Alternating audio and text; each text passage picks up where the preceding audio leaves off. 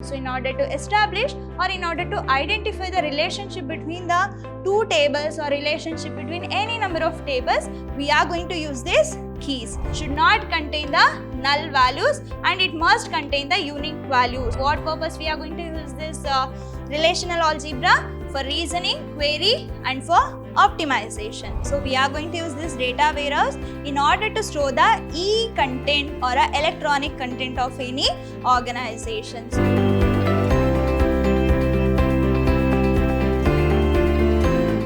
Hello everybody, a warm welcome to one and all. I welcome you all to the last session of chapter 13, that is database concepts. I am Rohini TS, lecturer, Department of Computer Science, Vidhyaashram Pre-University College, the Temple of Excellence, Mysuru. In the previous session of this chapter, we had discussed regarding the Boyson chord normal form, that is BCNF. So there we have discussed regarding what do you mean by BCNF and what concept it will going to be relied, and also we have discussed some of the rules which needs to be followed when I can say that relationships or a relation or a table is in BCNF. And also we have discussed regarding the entity relational diagram. In short, it will be termed as ER diagram. We have discussed regarding what is entity and what is attribute, and also we have discussed regarding the types of relationships. So in that we need to concentrate on the binary relationship, and also we have discussed regarding the topic called cardinality, generalization, specialization as well as aggregation. So in our today's session, we will be discussing about what do you mean by keys, and also we will discuss regarding the relational algebra and what are the operations that I can perform on the relational algebra, and then what do you mean by join operators, what are the operations that we can perform. Then we'll see a comparison between the relational algebra and SQL, and also we will be learning with a data warehouse.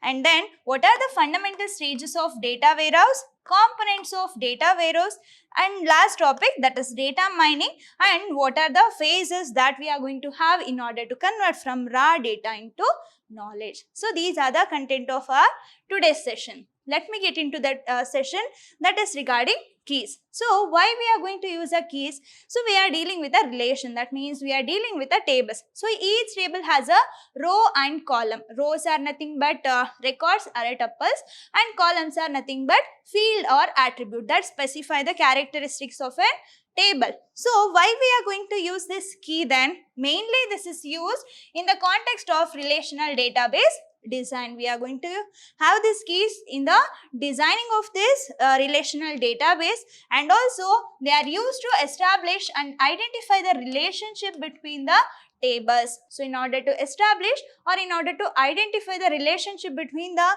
two tables or relationship between any number of tables, we are going to use these keys. Then what are the types of keys we have? So we have candidate key, primary key, alternate key, super key, and we have a foreign key. So I will make you understand regarding with one table. Let me consider this as a table. So this table consists of a details regarding the student. Consider this as a student table that includes student ID and student name will be there, and also consider phone number. Okay. So how many fields we have here? 1, 2, 3, that is student ID, name and phone number. And we can have any number of tuples or we can have any number of rows, right? So what do you mean by primary key then? So I can make the student ID as a primary key. That means with a uniqueness, I can identify the complete row. For example, if I am going to write student 1, 2, 3. So consider Ramu and 9152. Then Raju and 9972, then Ramya. Then we have Ramu already. Let me consider Ramya 7353 ...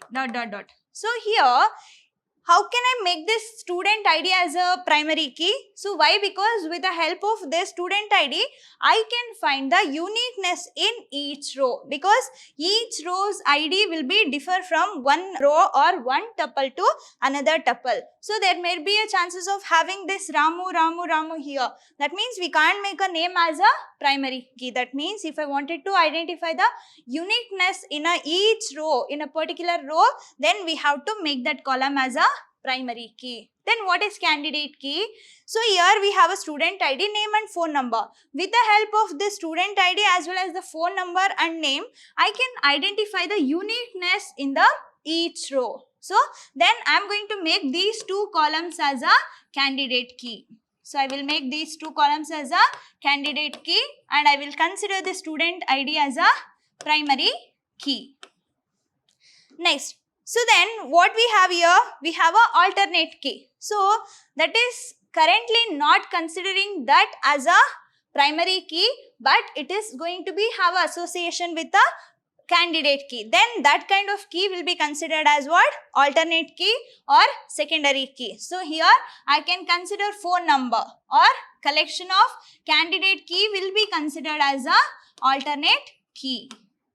Will be considered as alternate key. And what is super key then? So super key is nothing but collection of all the keys. So I can consider primary key, alternative key, candidate key and also foreign key. If I group everything together, then that will be the super key. And we have a foreign key. So when we are in India, then we will be the localates of this, like a citizen of India. If I go to any other country, then I will be the foreigner. For them, those who are living in that particular country will be the localates or a citizen of that country. For example, if my primary key is going to be present in any other table as a field, then that will be considered as a foreign key. For example, this is a student and I am going to have one more table called marks. So in that it can include marks ID and student ID. So student ID is the primary key of a table called student. But here in the marks, MID will be the primary key. The student ID will be the foreign key. So this will be the foreign key. So by understanding this, we'll see the definition of each. So what is candidate key then? So when more than one or group of attributes serve as a unique identifier, they are each called as a candidate key. So what did I told? So when I wanted to identify each row with a uniqueness, then I can have a group of attributes or I can have a group of fields. So each group of field will be considered as candidate key. And we have a primary key. It is a field in a table which uniquely identifies each row or record in a database table. So in order to identify the uniqueness of a table in a database, we are going to make one attribute as a primary key. What is the main part that you have to remember in the primary key? It should not be null. So primary key should not contain the null values and it must contain the unique value. So here I can't take 1. So because we are making the student ID as a primary key, I can't leave it same value and I can't leave it as null. I should fill some value and each value must be unique in nature. And also we have a alternate key. So the alternate key of any table are those candidate keys which are not currently selected as the primary keys. As of now, I am not considering that as a primary key, but that is in the candidate key. Then that kind of key will be considered as alternate key and this is also considered as secondary key. Next we have a foreign key. A key is used to link two tables together is called foreign key. If primary key is present in any of the other table as another key or a candidate key, then that will be considered as what? Foreign key. And also we have a super key. It is a superset of candidate key. So if I collect all the candidates key, then that will be considered as what? Super key. And it is all the set of column for which no two rows share the same value for those set. So each row must be unique in nature, and if you are using this super key, then that will going to identify the collection of candidate key which can specify the uniqueness in each row. So this is regarding keys, and you can expect 1 mark question out of any of kind of key. That means what is foreign key, what is super key, what is candidate key, what is primary key, what is secondary key. So these kind of questions you may get. We'll see the next topic that is related to relational algebra. What is this relational algebra? Relational in the sense we are dealing with what? Tables. So relational algebra is a procedural query language that consists of set of operations that take one or more relations as an input and result into new relation as an output. So relation in the sense we are dealing with the tables. I am going to take one or more table as my input and I will do some operations and then I will give one output as a one table. That is what relational algebra is doing here. So it is what consists of set of tables or a set of operation that we are going to perform on one or more table, and that will going to be resultant as a single table as an output. And also relational algebra is the formal description of how a relational database operates. So this is mainly in order to specify how relational database, that is RDBMS, and we can divide this relational algebra into two parts, that is basic set oriented operations and also we have a relational oriented operational. So set operations that include union, set different and Cartesian product we have, that is three operations that we can perform with respect to set oriented operations. And when it comes to the relational oriented operations, it includes selection, projection, division and joins. We'll see about the operations of the relational algebra. What was the first thing?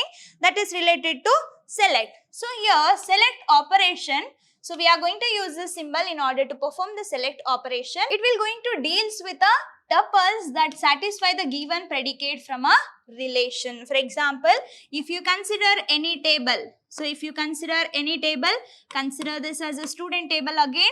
So that consists of student ID, name will be there and age will be there. Let me consider that as the date of birth.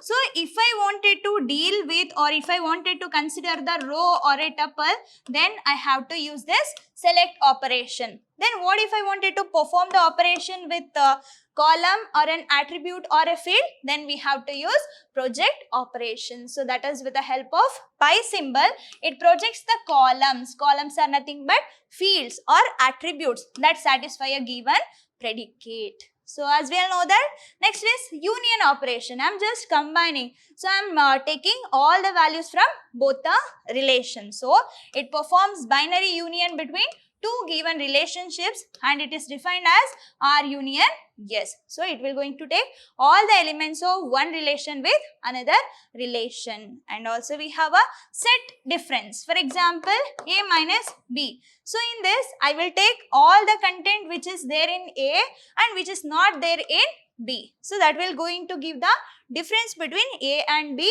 relation. So if I say relation, it is nothing but it's related to table. So we are dealing with the rows column of all the cells of a table. If I am dealing with what rows or a tuple, that is select operation. If you are dealing with the attributes or a column or a fields, then that is project operation with the help of pi symbol. And union, we are merging or we are combining the two relations. We are combining two tables. Next we have a set difference. We have a content in A but not in B. That is what set difference. So the result of a set difference operations is tuples. So here we are going to get content of one relationship.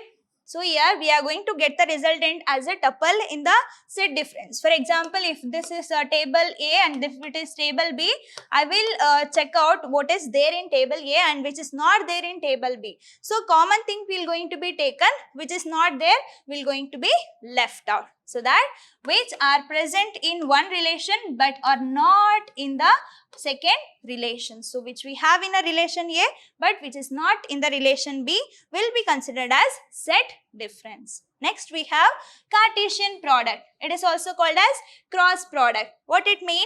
So it combines the information of two different relations into one. So if you consider student ID, name and age, and here employee ID, name.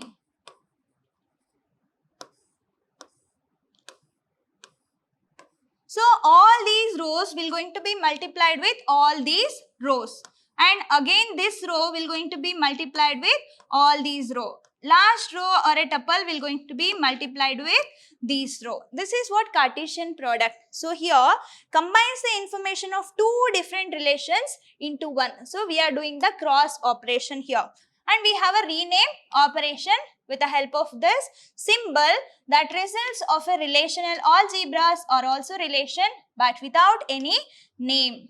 this rename operations allows us to rename the output relation. So that we are going to use a small Greek letter rho, that is this symbol will be used in order to perform the rename operation, or if you wanted to change the name of a table, then we can use this. So these are the operations that we can perform on the relational algebra, and this is also important question for 5 marks. Next we have a join operations or a join operators. Why join operators we are going to use? So join is mainly used to combine the related tuples from two relations. So if you consider two tables, consider table A and table B. So at that time when I am doing these join operations, I am taking what are the common things we have in both A and B. That means we are combining the related tuples from two relations, so that it is simplest form of join operator is just the cross product of the two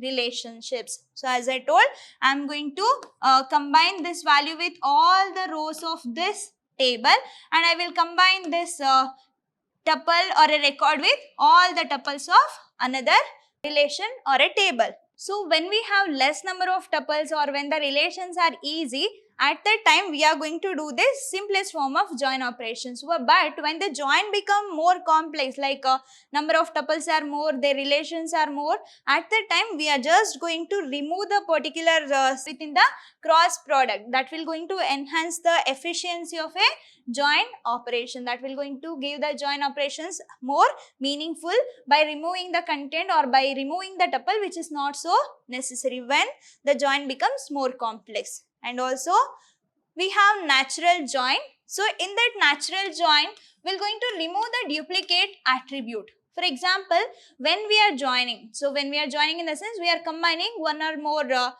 tables or a relation with a common values. So that is join. When we are doing this natural join, at the time it will going to remove the duplicate values. For example, if I consider table A and if I consider table B, so here this include student ID and name. This include student name as well as age. So if it has same name, it has same ID, it has same age, at that time that will going to be removed in the natural join. So it will going to remove the duplicate attribute. For example, here I said name, here also let me consider this as name itself. So both the name attributes are same in both A as well as in B. But when I am doing this natural join, at that time this will going to be removed. So only one column will be there called name instead of having two columns called name in A and one more name in B. So that is related to natural join, and that in the most system natural join will require that the attributes have the same name to identify the attributes to be used in the join. And also we have to remember one thing, when we are doing this natural join, at the time we must be very conscious regarding attribute. So that means if you are having the same attribute in the more than one relation, at that time that will going to be removed or that will going to be deleted from the particular join or natural join operation. So that we must be conscious regarding if you are using a relation that should not have two attribute with a same name. So that is the main thing you have to remember. Next we have a outer join. So what is this outer join?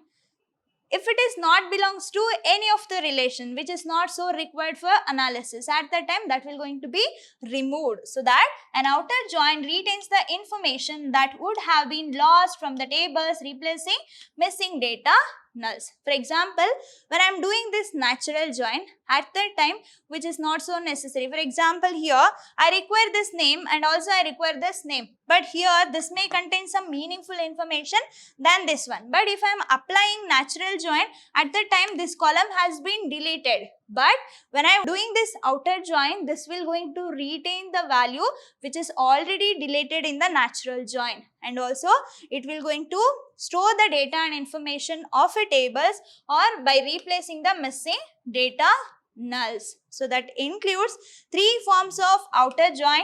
One is left outer join, right outer join and full outer join. So if I say this left outer join, you consider I have two tables, one is left table and another one is right table.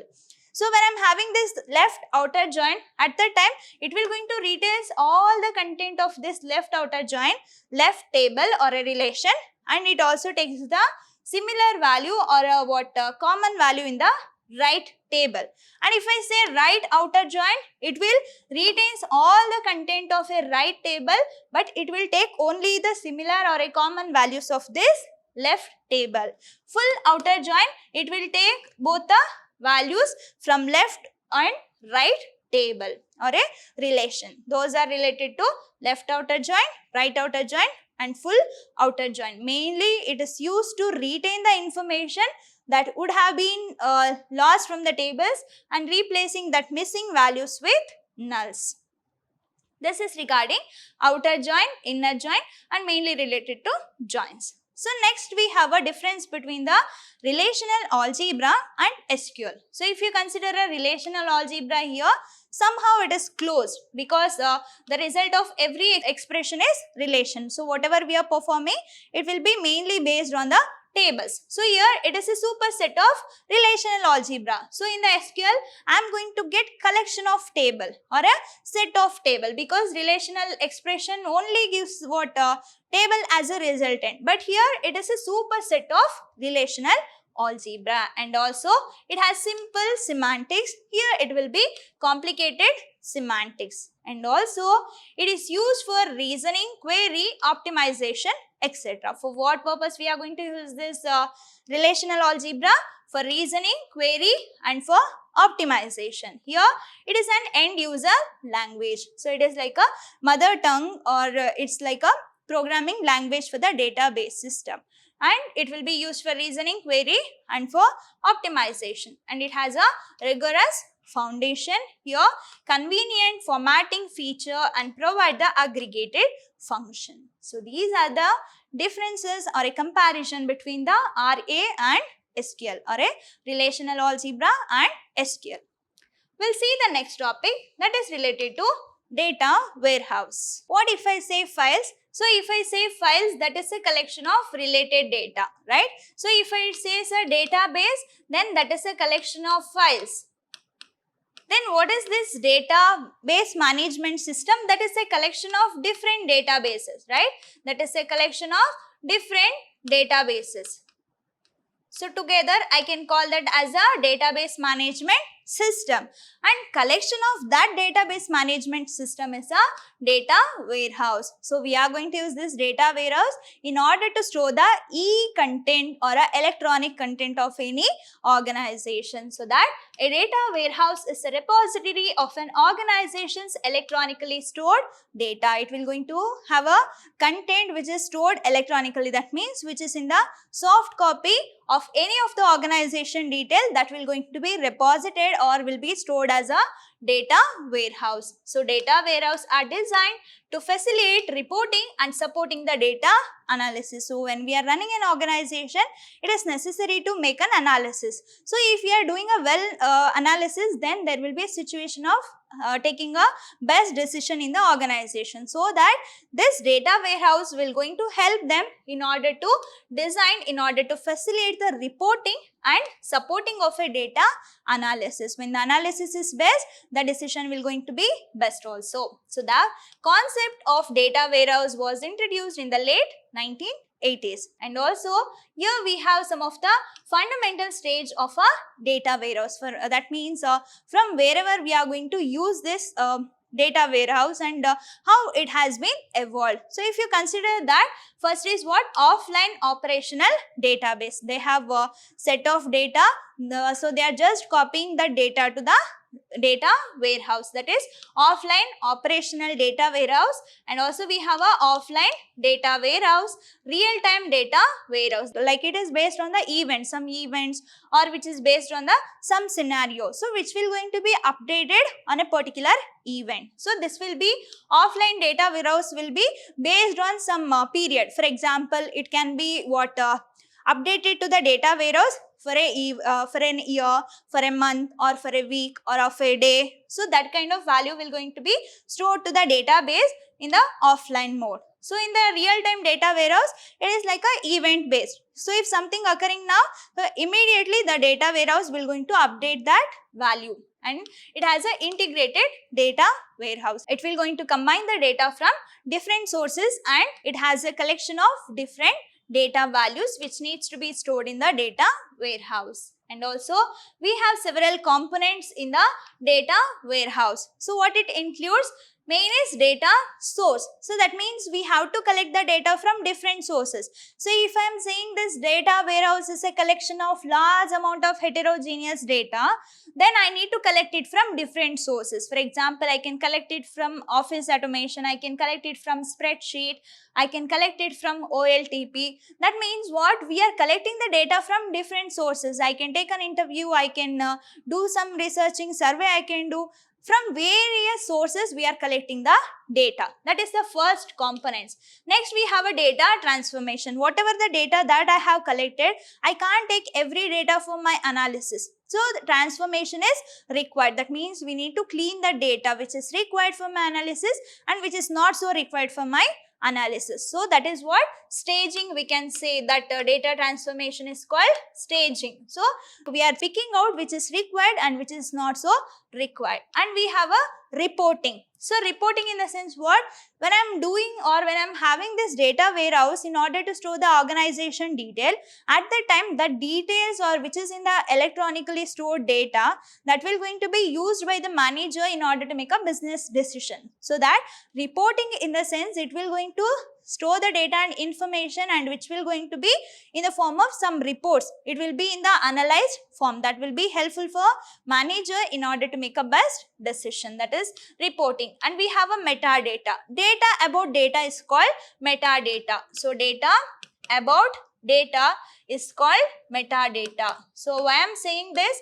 If you consider an index of your textbook, so index itself is a data. So if I see that, it will going to include what is the serial number, what is the chapter name and what is the page number. If I check that page number, then that content will be there. That means data including the data. So data about another data is called metadata, and it will going to perform some of the operations, and we have some more optional components in the data warehouse. So it includes data sources, data transformation, reporting, metadata, and it will perform some of the operation like ETL, that is extraction, transformation and loading. We have to extract the data from different sources, we have to transform it, that is staging we have to do, which is required, which is not required. Once it is cleansed, then it has to be loaded to the data warehouse. That is all the operations, and we have a optional components. So these are the components of data warehouse, and it is also important question for 3 marks. Next, we'll see about the advantages of data warehouse. What are the advantages I can expect from this data warehouse? Enhance end user access to reports and analysis of information. So mainly this will going to help the end user, that means one who are getting a benefits. So for them, for analysis, for report generation, in order to access that report, this data warehouse will going to provide a best platform, and also it will going to increase as the data consistency. For example, if I ask for the date of birth, so they may enter in any of the like 18 December, or they may enter in 1812, so 1218. So all the data are correct, but the method or a way they are representing that data is not so sufficient. So in the data warehouse, it will going to make some rules or a regulation. Data has to be in a particular structure. That is what by maintaining the data consistency, it will going to improve the best analysis, and also it increases the productivity and decreases the computing cost. So when I am using this data warehouse for data warehouse content for my analysis, already most of the computations has been done. So I no need to pay much for the computation part, so that it will going to decreases the computing cost, and also able to combine data from different sources into one place. So when we are dealing with this data warehouse, it has the ability to store the data or to extract the data from various sources. And also this data warehouse provides an infrastructure that could support changes to data and replications of the changed data back into the operational system. So, if you are making some changes to the data warehouse, that is also going to be reflected back in the operational system. That means it is not static. So, it is dynamic. If you are doing some changes to the data warehouse, same thing will going to be happen with the operational system, so that it will be dynamic in nature and real-time system can be well handled with the help of this data warehouse concept. And also we have some of the disadvantages with respect to this data warehouse. What it includes: extracting, cleaning and loading of a data could be time consuming. So if I wanted to get best data, I have to extract which is so necessary. So I need to leave all the other data which is not so required. So that extraction and its cleaning and also its loading of particular data will going to consume some time. So that is also one of the disadvantage. And data warehouse can get outdated relatively quickly. So why we are saying this? Already we are dealing with a concept called big data. That is what emergence version of this data warehouse. So if you are most fond of that big data or a cloud data analytics, at that time this data warehouse will going to be outdated. So in that terms they are saying it is outdated quickly. Then problems with the compatibility with systems already in place. So that it has some problems with the compatibility. So that will be considered as one of the disadvantage. And providing training to end users. If I wanted to analyze content of a data, so we require some specialists. So for that purpose, we have to give a training for the end user, how to analyze, how to use, how to get a report. So it will take time. So that is also one of the disadvantage. And security could be develop serious issues. So that there could be some security issues with respect to this data warehouse. This is about data warehouse. And we have a last concept called data mining. Mining in the sense what?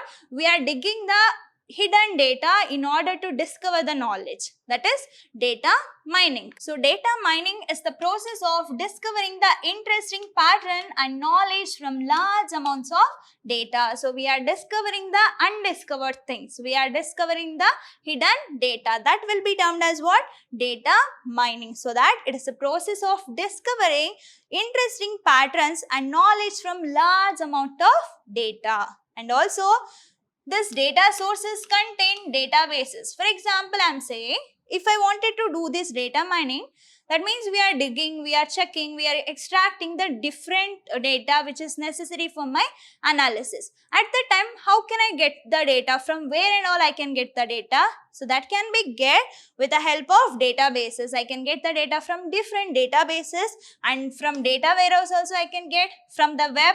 With the internet also I can get the data and other information repositories, and also that will going to include the data that are streamed into the system dynamically. For example, you can take any of the social media. At the time what they are commenting, what they are giving like, so that is also somehow data kind. So if I retrieve all those things, that can be used for my analysis. I can discover the hidden data out of that existing data. And also here we have some of the data mining softwares. So that include SPSS, SAES, Think Analytics and GSET. So there will be a chance of asking a question. Give one or two example for data mining software. So mark it as important. We can't leave any of the topic for 1 mark, so that it can be asked like what are the, or mention any two data mining software. That include SPSS, SAS and Think Analytics and GSET. These are the data mining software. And also here you can see some of the phases, like here some of the phases or stages that we have in order to convert the raw data to knowledge. So as we all know that data is different, information is different and knowledge is different, right? Data is a raw fact and processed raw data or a processed data is a information, and higher version of information is knowledge. So if I get to know what is information or not, whether it is important or not, then that is knowledge. So knowledge is the higher version of information. Then what are the operations that I am supposed to do in order to convert from raw data to knowledge? So in bit we are going to get the information. Then how can I convert? We have several stages. So that include selection. So selection in the sense what? I have a large amount of data. So in that I just need to pick up some selected part. So some portions I just wanted to pick it out. That is selection. Pre-processing in the sense what? I need to do some cleaning. I need to do some staging, like which is required, which is not required. We are going to do some cleaning part. Like we are going to remove some content which is not required for my analysis. So which is required, then only I am going to retain the data, and I will remove the data which is not necessary for my analytics. Next what we have? Transformation. This is what? Staging stage. So that is I am just extracting the data from different sources and I am converting the data from raw data into some meaningful information to knowledge. That is transformation. Next we have a data mining. That means we are digging the important data, or we are discovering the hidden data or a pattern. That is stage is called data mining. Next we have a interpretation and evaluation. So interpretation, whether it is required or not. After that we are going to evaluate that as a knowledge. So first what we are going to do? We are going to do the out of large amount of data, I will just select which data is required. Once I am done with that, I will clean that data and I will do some pre-processing there. So after that, I am just going to transform the data into my required type, or I am going to do some staging. So we are extracting, transforming, and we are loading that into data mining. So after that, at last I am going to get the data and information as a knowledge. So this is also considered as what?